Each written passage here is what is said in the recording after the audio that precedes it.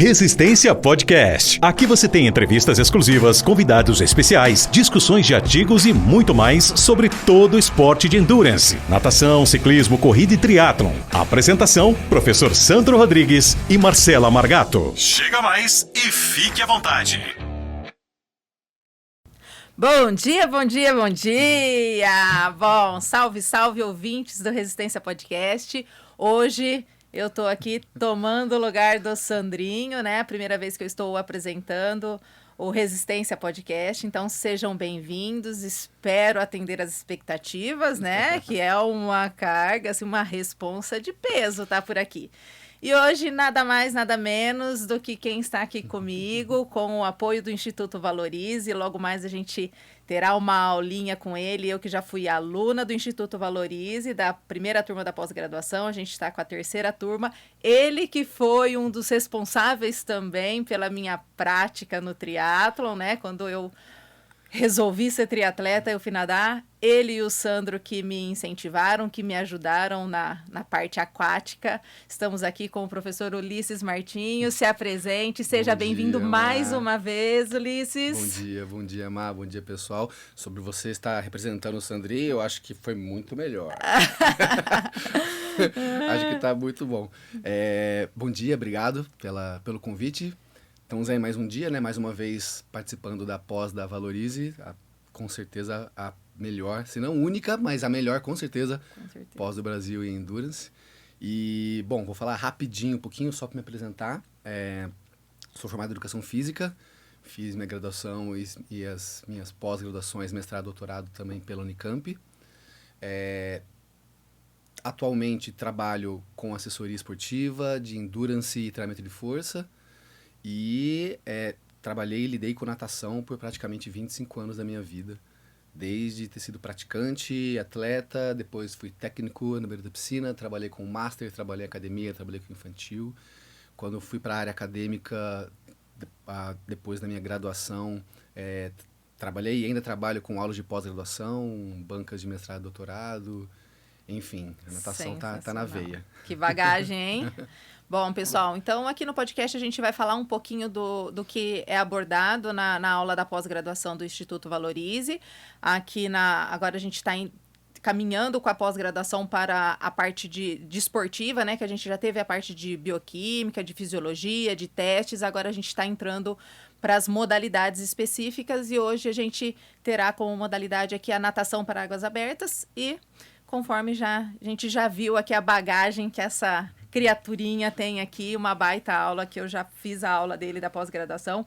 Então nós vamos começar aqui com o Ulisses do começo da natação, né? Como que é o processo de aprendizagem, como que é essa questão da natação para endurance, né? Que é onde às vezes a gente tem atletas, vamos dizer, que entram para essa modalidade, mas na idade adulta, né? Não teve essa passagem lá na infância. A gente tem muito, hoje está muito em alta o triatlon, as maratonas aquáticas e muita gente engrenando nisso na vida adulta. Como que é esse processo de aprendizagem, desde o adulto, mas também da parte infantil, como que isso deveria acontecer na natação? Explica pra gente.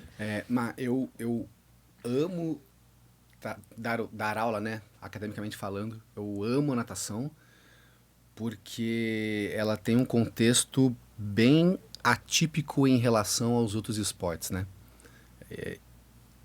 Parece muito bobo e muito óbvio, mas o fato dela ser feita na água transforma todo esse processo e de tudo que a gente, quando fazemos comparações entre os esportes terrestres e aquáticos, todo o processo de ensino-aprendizagem, avaliação, o trabalho de força, enfim, tudo tem que ser adaptado ou reajustado por estarmos no ambiente aquático.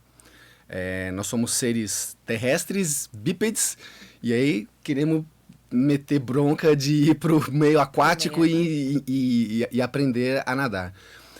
Então, isso faz com que esse processo de aprendizagem da natação seja bem único em relação aos outros esportes. É um ambiente diferente, é um ambiente que muda a nossa cadência respiratória, muda a nossa lógica de respiração. nós que vivemos aqui no meio terrestre com a gravidade agindo e tendo esse toque Tudo palpável. essa parte palpável sinestésica, quando vai para a água é totalmente diferente. Então isso faz com que o processo de ensino-aprendizagem da natação ele seja único e muito necessário. E aí quando você comentou muito bem colocado que o triatlon e a própria natação de endurance, que se a gente for pensar em comparação a outros esportes de base, assim, é um bebê, né? Se a gente for pensar quantas escolinhas de futebol temos por aí, quantas escolinhas de triatlon temos por aí para as crianças, por exemplo. Ou a própria natação de piscina, ela já é muito bem enraizada quando nós pensamos em crianças, né? Ela entra até como um fator de sobrevivência, muito antes do esporte. Isso. Mas aí o fator de natação voltada para o endurance ou águas abertas, que é um pedaço, né, um pedacinho de dentro do universo natação, ele acaba vindo realmente só quando há uma escolha por esse esporte, que fatalmente vai acontecer na adolescência, vida adulta. Ou seja, por que eu estou dizendo tudo isso? Retomando, o processo de ensino-aprendizagem da natação, ele é único e muito peculiar. E aí, quando ele acontece de modo tardio, que foi o que você comentou, né? Com adultos, às vezes adultos que nunca entraram na piscina ou que nunca tiveram uma formação esportiva em relação a se deslocar na água. Eu, só te interrompendo, Ulisses, eu lembro muito da sua aula, quando você falou assim, o mesmo meio que te afunda é o que te empurra para frente, o que você usa para se apoiar, né? Então, ter esse contato e entender essa força que a água tem de te empurrar para baixo, que é aquilo que você falou, a gente não tá aqui no meio terrestre, mas usá-la como meio de se locomover nela, né, é muito diferente, né? Por isso que é peculiar, como você disse, a natação, sim, né? No esporte muito. E aí acontece isso. Esse processo de ensino-aprendizagem acaba sendo tardio, né? Talvez, e por vezes, algumas premissas que no caminho correto e utópico você vai aprender lá quando você é criança, devido talvez à pressão e à pressa esportiva, acabam sendo pulados ou afetados. E você vai sentir essa diferença lá no meio pro fim do processo, quando você vai ver o cara nadando errado ou diferente, e você vai fazer uma correção, e você vai entender que a correção não é necessariamente técnica ou específica de braço, perna, é de flutuação, é de o modo que ele respira, de questões básicas que seriam ensinadas nesse processo de ensino-aprendizagem lá no começo, lá atrás. Então, assim, é uma visão muito peculiar e é uma situação que os profissionais têm que saber lidar com isso, né? É um jogo muito, muito delicado e interessante que tem que ser sempre revisitado para a gente não ficar só no âmbito esportivo e esquecer que nós somos seres terrestres que estamos na água. E assim como na corrida, no ciclismo, a gente tem a parte técnica que precisa ser lapidada, né? Porque a gente fala assim, quanto mais ruim você é, mais você tem para evoluir, né? E na natação é a mesma coisa. E hoje eu vejo que o mundo, ele tá ansioso. Então as pessoas entram na água e já querem sair nadando. Elas querem pular a etapa. Não, mas para que eu vou fazer educativo? Para que eu vou fazer flutuação? Para que eu vou fazer o palmateio, né? Já querem rodar. Não, eu quero rodar 2.000, porque para que eu vou ficar perdendo 20 minutos fazendo educativo se em 20 minutos eu teria... Exato. E mal sabem a diferença que isso vai fazer na competição, seja numa maratona aquática, alguma coisa, ou no triatlon, num aquatlon, né? Porque às vezes eu falo para os alunos assim, você não precisa aumentar a sua velocidade no nado, mas você sair descansado por uma modalidade seguinte, né? Então você está tecnicamente econômico na natação, faz você tirar vantagem lá na frente, no ciclismo, na corrida, se for o caso de um triatleta, enfim, né? Então tem muito essa ânsia dos atletas não quererem perder tempo, entre aspas, nos treinos, nas aulas de natação, porém eles vão perder tempo lá na competição, né? Exato, é a briga eterna do professor consciente. Pedir pro cara treinar com qualidade. Então fala isso pros nossos ouvintes que também são atletas. O que não necessariamente significa todo momento treinar muito. Então, você que está acompanhando esse episódio e quer se aprofundar mais no assunto, temos uma oportunidade imperdível para você. Curso Corrida de Rua, Ciência, Treinamento e Prescrição, ministrado pelo Dr. Sandro Rodrigues e grandes profissionais da área. Ideal para você que deseja melhorar o seu conhecimento ante os aspectos fisiológicos, metodológicos e biomecânicos da corrida, bem como ao treinamento de força específico para a modalidade. Temos um desconto especial para você aqui nos comentários, bem como o link do curso. Aproveite, tá imperdível. Então confia no tio que está na beira da piscina, que ele sabe modular qual é o volume de treino e às vezes a premissa do menos é mais, quando a gente fala de natação de endurance, é muito, muito interessante, muito crucial, muito verdadeira. Então, assim, é claro, a gente vai trabalhar com especificidade e trabalhar com mais volumes que a natação da piscina. Mas isso não quer dizer pular processos pedagógicos e pular processos que envolvam técnica. Você disse tudo em relação à economia de energia.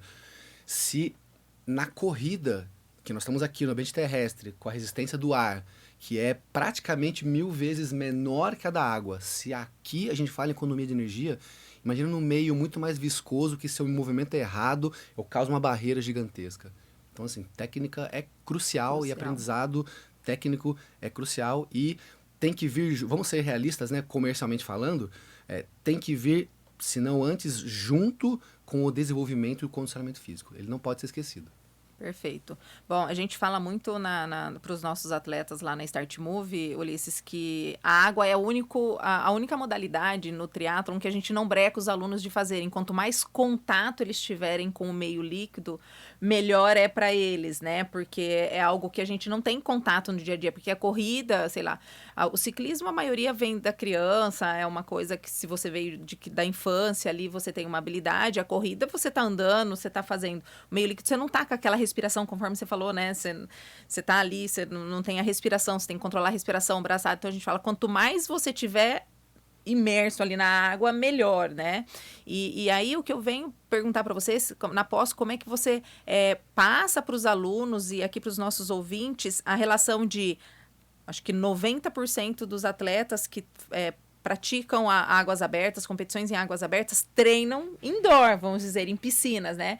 E é possível a gente transferir, você vai ensinar como transferir isso da piscina para águas abertas, como que você faz isso, as orientações, como é que a gente aplica isso? Não, é plenamente possível e é o mais viável, se for pensar, né?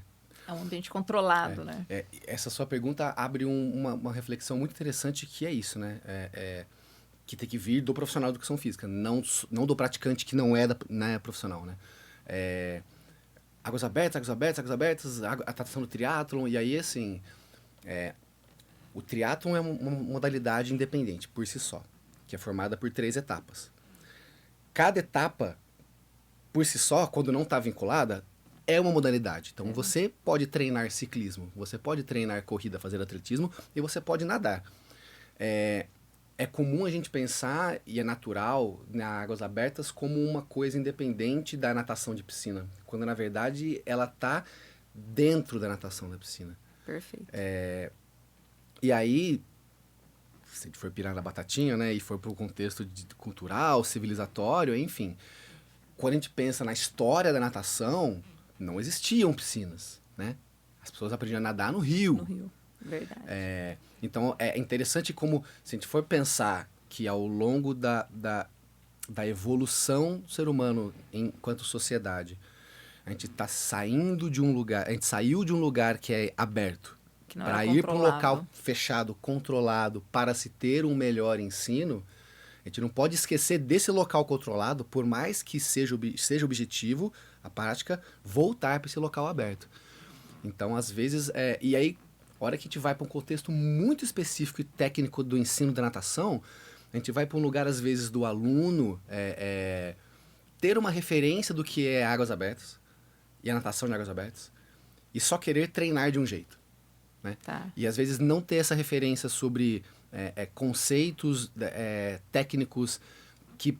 É aquela história que eu falo em aula, né? Primeiro você aprende natação, depois você vai para natação em águas abertas. Exato. A gente não começa do fim. Do fim. E isso envolve desde conceitos técnicos então, assim, não adianta eu ensinar uma navegação se o cara não sabe respirar. Exatamente. Perfeito. Não faz sentido, né? Por mais que o movimento específico seja navegação, ele tem que saber a técnica correta da respiração E aí, pra gente dar nome aos bois e colocar em caixinhas que fiquem fáceis de serem reconhecidas, eu preciso ensinar ele a respiração da natação de piscina. Para depois ensinar a respiração da natação de águas abertas. Uma outra questão uma coisa que é muito, muito, muito, muito clássica, assim, mas eu não faço virada. É o clássico. Eu tava pensando nisso. É o clássico, né?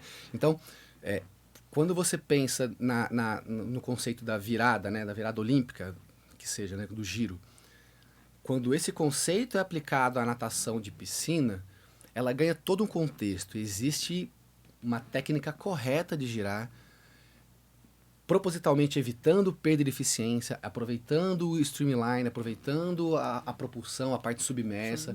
Então, ok, mas eu nado em águas abertas, mar não tem parede, então não preciso disso. Virar. Calma, talvez você não precise de alguns conceitos desse fundamento virada que são voltados para a natação de piscina. Por exemplo, se eu não tenho parede no mar e nado e treino em piscina, eu preciso aproveitar o máximo possível. Então, enquanto um nadador que treina natação voltado para competições de piscina, ele faz a virada e pensa em prolongar esse submerso, porque isso faz sentido dentro do contexto específico da prova dele, sim. O triatleta, ele talvez não precise disso. Então ele possa fazer a virada, dar o impulso mínimo que seja e já sair nadando para aproveitar esse tempo, esse nado. Mas isso não quer dizer que ele não precisa fazer virada. Ele tem a ver com a apneia também. Porque a virada traz questões de condicionamento físico que vão ajudá-lo na hora da prática. Então, não é associação direta só do movimento que você vê. Sim, o nadador de endurance ele precisa, e do triatlon ele deve aprender a fazer virada, porque fazer virada possibilita ele que ele treine melhor. E se ele treina melhor, ele vai competir melhor. Perfeito. Mesmo que na hora H eu não tenha virada. Não é questão do que eu vou fazer lá em si. É das condições que eu crio para treinar com mais qualidade. E como eu transfiro isso depois. E falando de águas abertas e piscina, né? Como transferir isso, existem várias estratégias, né, Ulisses? Eu lembro quando a gente treinava e até hoje, quando eu passo para os alunos, você não usar a borda, você nadar em esteira, que é muito o que acontece aqui na natação. Em piscina não tem nada em esteira, ninguém compete na esteira, né? E já na maratona, na águas abertas, maratonas aquáticas, triatlon, aquatlon, pode-se nadar em esteira. Então, tem todas essas estratégias que pode se aplicar em nado em esteira, nadando um colado no outro, onde um dá uma abraçada, uma pernada no outro, para simular o nado em águas abertas. Exato. E deixar mais específico essa natação para endurance do que o ambiente só controlado, diferente de você, de repente, pegar um treinador e ele só passar a natação de piscina para um cara que vai nadar águas abertas, né? Então, é quem está na borda que tem toda a autonomia de prescrever e orientar o atleta para a especificidade dele. Com certeza. Eu me atentei muito à parte técnica desse fundamento, mas o que você disse é exatamente isso. Na parte técnica tem essa questão. Eu preciso ensinar virada para o meu aluno, para o meu aluno /atleta de triatlon, para ele realizar isso. Posso me valer dessa estratégia da não virada, por exemplo, exercício muito comum vamos nadar X metros, só que quando você chega perto da virada, você você pode fazer o movimento sem tocar na parede, para não ter a ajuda da parede. Você pode dar a volta fazendo palmateio para simular qualquer... A boia, né, simulando uma boia. Aí, só pegando o gancho do palmateio, aí os atletas não querem fazer o palmateio, porque não é legal, perde tempo, né? E aí, quando você vai por um contorno de uma boia, muitas das vezes vira uma muvuca e o que você precisa fazer lá na hora? Palmateio, se sustentar para saber onde você está e para onde você vai. Sair dali. Exato, né? Então, super importante. Desculpa. Não, então, então é isso. E é interessante essa aula da pós-graduação e tanto dos treinadores que fazem a aula quanto dos atletas para entender que a natação ela precisa não só ser rodada, ser girada, né? Mas tem toda a parte de correção técnica para você ter economia de movimento, a importância de estar lapidando o atleta para que ele tenha essa economia economia e ganhe ali, né, mais tempo. Sim. E como que funciona, Ulisses? Como é que você faz? Como é que você passa isso para os treinadores ou para os seus atletas? A preparação, né? Que a gente fala da preparação. Vou nadar com palmar, vou nadar com paraquedas. O trabalho de força. Antes a gente tinha dentro da academia, né, que saía do ambiente externo para simular nadar com, sei lá, com polia, enfim. Como que é isso? Fala um pouquinho pra gente. Legal. Academicamente, a gente tem algum consenso, mas ainda existe muita controvérsia. Então, assim, nós temos trabalhos que colocam que a natação, o trabalho de condicionamento físico, preparação física, feito fora d'água, de modo que não imita a natação, ele funciona, fato. Existem trabalhos que colocam que quando você imita a natação fora d'água, alguns trabalhos dizem que funciona, dizem que não funciona. Na verdade, se não funciona, é muito difícil de você isolar essa variável, porque a pessoa está treinando. Então, como saber exatamente se ele melhorou do trabalho fora d'água, do trabalho de técnica? Ganho de técnica na natação é muito crucial e influencia vários outros campos quando a gente estuda. Falando especificamente de força, houve uma época que, sim, o pessoal tentava imitar o nado fora d'água. E como uma forma enfim, né, de que o músculo mimetizasse esse movimento. A gente fala de padrão de movimento. Então, se, por exemplo, eu deito em cima de um Vasa Training, que é aquela máquina que corre, né, que você apoia o peito e nada, e eu simulo a minha braçada, eu posso até estar colocando o meu músculo numa posição que é parecida com a do nado. Então, eu tenho determinado ganho em relação a isso. Inclusive, o que é muito comum quando a gente pensa em avaliação biomecânica, por exemplo, ou avaliação de técnica, a gente vê aquelas fotos ou vídeos dos próprios atletas deitados em um banco ou de pé, e o treinador na frente com a mão assim, segurando as duas mãos e fazendo a força e pedindo para levantar o cotovelo. Enfim, existe sim uma propriedade onde você, e um lugar de treinamento onde você coloca o nadador na posição que ele está, para ter um ganho neural e ele entender essa musculatura. O meu grande ponto é, de novo, né? O problema da natação é a água. Por mais que eu imite, por mais que eu deite em cima de uma bola, pegue um elástico e fique com a instabilidade da bola no chão e fique fazendo braçadas de crawl, com um gesto que é parecido com o braço. Você não tá com o nariz tampado, né? Eu começo a pensar, tipo assim, você não tá com o nariz tampado. Primeira coisa é a respiração que vem, né? Respiração, primeira coisa que vem na cabeça. Eu tô com o nariz tampado e por mais que eu esteja nessa marionete de simulação, nunca eu estarei simulando exatamente a propriocepção e o tipo, vou colocar como tipo, né? De tônus que o meu músculo faz ao estar em contato com a água. E aí, de novo, né, a gente sempre remonta para a técnica, porque nós estamos num ambiente aquático que é diferente. Quando você pega um iniciante e compara com alguém que já nada faz tempo, por vezes o iniciante ele consegue imitar, coreografar o que é, olhando de fora, a mesma mecânica e técnica do cara que nada, que é mais experiente. Mas você percebe que o iniciante ele faz a braçada e não desloca nada. Enquanto o cara que é experiente, ele desloca um tanto. Né? Isso tem a ver o quê? Com propriocepção e com o que a gente usa de jargão, o termo bem de jargão de beira de piscina né? Ele está patinando, ele não pega água. Então, o que é esse pegar água? Não é só força muscular. Se a gente for pensar biomecanicamente, a gente tem um cotovelo que está aqui no meio do caminho, mas é o seu ombro, o seu latíssimo, que está fazendo fazendo a ação da braçada. Então, como a água tem uma resistência em relação a se apoiar muito menor do que qualquer ambiente sólido, então não é um problema de força em relação do iniciante e em relação ao experiente. É um problema sinestésico e de técnica. Então não adianta eu imitar o nado fora d'água. E aí a gente vê muito disso, né? Então, venha fazer a preparação específica da natação. E aí você vê o que é a preparação específica, é alguém imitando o gesto da braçada fora d'água. E na verdade não é isso, né? Não tem a ver com isso. Então, faz mais sentido que você tenha dois trabalhos acontecendo concomitantemente. com mais ênfase em um ou em outro, dependendo do momento da periodização, que é, eu tenho 2 frentes. Eu preciso fortalecer a minha musculatura. De modo geral, eu preciso que o meu ombro esteja mais forte para suportar girar 3.000 vezes por dia. O volume de treino. Então, eu não preciso fazer isso de um jeito que eu esteja imitando o que eu estou fazendo. Eu vou lá para academia e trabalho com as valências e manifestações da força que conseguem ser feitas no meio terrestre. Força máxima, potência e velocidade, de modo geral. E resistência de força, vamos colocar assim.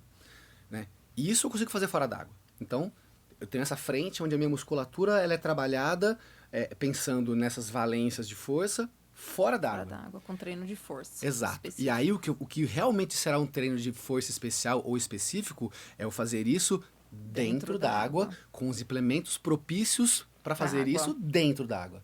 Então, isso é falado muito, colocado em aula. E eu vou te falar, fazer um parênteses, é um dos assuntos que eu mais adoro quando penso em treinamento e natação, porque, assim, é uma zona. É uma zona. A galera só faz e não tem discernimento do que faz e das coisas que faz. Então, por exemplo, né? Aí eu vou para dentro d'água. Legal. Como que eu trabalho sobrecarga na água? Eu tenho 2 possibilidades. Ou eu aumento a resistência externa, ou eu aumento a área de contato que está empurrando o que eu tenho que empurrar, que é a água. Então, perfeito. Ou eu coloco algum tipo de lastro, uma sunga com bolso, um parachute, por exemplo, que são as 2 coisas mais clássicas que tem, né? Ou vou fazer uma pernada, pego uma prancha e boto na vertical. Legal. Então, assim, eu estou fazendo meu movimento específico, no ambiente específico e tendo que lidar com uma sobrecarga. Isso é trabalho de força específica. Ou a outra frente que eu vou aumentar a área de contato que está em contato com a água. E aí eu uso uma nadadeira, uso um palmar. Então, isso é trabalho de força. Só que aí, porque eu disse que é uma zona, né? A hora que eu coloco um palmar, eu mudo a minha cinemática da braçada. Então, para uma mesma velocidade de nado, que implica estar nadando numa mesma intensidade, se eu tenho um tanto de resistência, porque eu estou só com a área da minha mão empurrando a água, a hora que eu boto uma área maior de contato, mas eu não quero mudar a minha intensidade, eu mudo a velocidade do meu membro que eu estou fazendo esse movimento. Em termos práticos, usar palmar aumenta a minha amplitude, diminui a minha frequência de braçada e aumenta a minha amplitude. Nadadeira, a mesma coisa. Então, eu preciso entender como que eu faço isso, ou em qual momento eu faço isso. Por que eu estou fazendo isso. E por que eu estou fazendo isso. Porque eu sei que isso pode vir a mudar a cinemática do meu nado. E aí, o que muitas vezes acontece, a natação de endurance, ela já é tecnicamente caracterizada por um nado longo, um nado alongado. Normalmente, nos praticantes, não digo pouco treinados, mas esse é um tipo de nado associado a nadar longas distâncias porque ele é mais rentável, ele é mais econômico, ele é menos cansativo, digamos assim. Melhor colocado. Se eu boto um palmar ainda, e aí, por que eu digo que é uma zona? Qual que é um dos materiais mais usados para fazer render o tal do volume de treino? Palmar e nadadeira. E aí, qual a implicância cinemática disso, né? Então, eu faço o meu aluno trabalhar só com essa sobrecarga. E um detalhe, né? Atualmente, os palmares, eles têm furos, que é a referência para eu ter um mínimo de contato da minha mão, de lembrar o que é sentir a minha mão na água. Então, se eu faço trabalho de sobrecarga onde eu tiro esse contato por muito tempo, o quanto será que eu estou atrapalhando a minha propriocepção. Então, aí vem o trabalho que acaba sendo conjugado. Então, eu posso associar o trabalho de palmar com o trabalho de palmateio, para tentar compensar essa falta de percepção. Você que já nadou, que nada com palmar, muito, com certeza, assim que você tira o palmar, a sensação inicial é o quê? Tô patinando muito, né? Porque você perde aquela referência daquilo que estava te ajudando muito na braçada. Muito a puxar. Enfim, é um universo de possibilidade e de conhecimento que você tem que estar apto a entender o que está fazendo e por que está fazendo. Senão, isso que eu não coloquei ainda e nem vou entrar agora. Não, já estão gritando pra gente ali, 1 minuto. Sobre a ideia de que o trabalho de força Aliás, implementos de força são usados como educativos. Muito Nem vou falar disso. Nem A entrar gente usa nesse palmar nadadeira como forma de educar. Educar. E aí, o quanto educa, onde educa, como educa, muita o coisa. volume de treino que se tem que colocar para educar e não atrapalhar. Exatamente. Né? Muito bom, muito bom. Pessoal, então estivemos aqui com o Ulisses, a gente precisa correr agora para a aula de pós-graduação. Muito bom tê-lo novamente aqui no Resistência Podcast.